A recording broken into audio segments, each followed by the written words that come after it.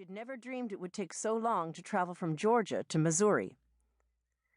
Turning back to the scenery, she compared the harsh countryside to her own beloved Georgia. July, a time when flowers were blooming, when breezes were moist and balmy, and moss draped through the trees like a bride's spidery veil. Here, the ground was hard, the grass dry from lack of moisture. While there was little evidence of the death and destruction her dear South had endured, there were still visible scars. Burned homesteads, barren fields. The war had taken its toll here, too, but not with the terrible devastation she had witnessed farther south. The farther the coach traveled, the more rugged the contour of the land. Ozark Mountain Country, she'd been told, was a place where people either survived or didn't, and given the landscape, she could well imagine why.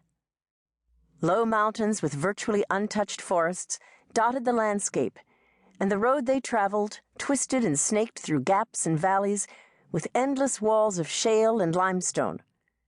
On at least 2 occasions, the coach had stopped, and the driver and guard had removed fallen rocks from the way. Wynne had taken to watching the hillsides looking for rolling boulders, although if she saw any moving in their direction, it would already be too late to avoid impact. She feared that at any turn in the road, a band of outlaws would gallop from behind those massive boulders to waylay the coach. During the last rest stop, she had heard mention of Alf Bolin and his men, an unsavory faction that waylaid unsuspecting travelers. And there was talk about Ozark vigilantes meting out their own bloody brand of justice. The men's casual conversation had given Wynne the willies. It wasn't the first time she'd heard such shocking tales. Stagehands at the way stations delighted in relating such stories to shock and distress lady passengers.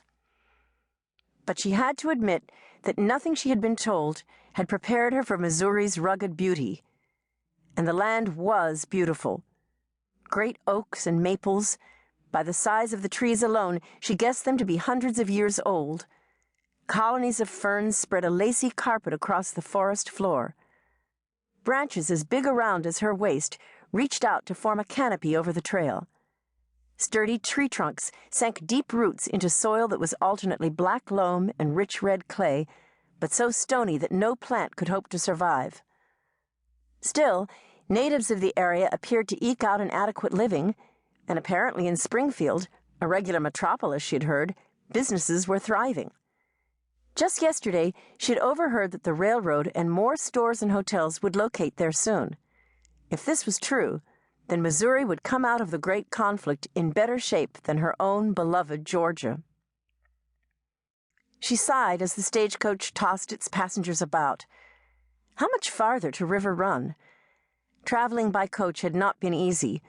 The jostling about, the dust, and the insufferable heat. How she longed for a bath, a long, hot bath with scented soap and shampoo. She sighed longingly. Revenge could indeed be tedious at times. Absently, she rubbed the smooth, odd-colored stone she'd carried for over a year. He had given the token to her. Strange that she hadn't rid herself of this last painful reminder of him. She didn't need anything to remind her of Cass Claxton.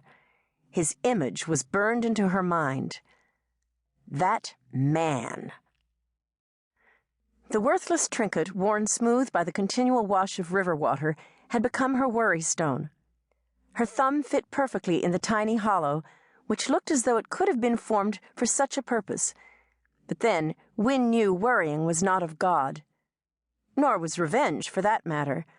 She couldn't expect the Almighty to look with approval on the purpose of her journey. But her blood ran too hot, her anger too deep, to forgive and forget.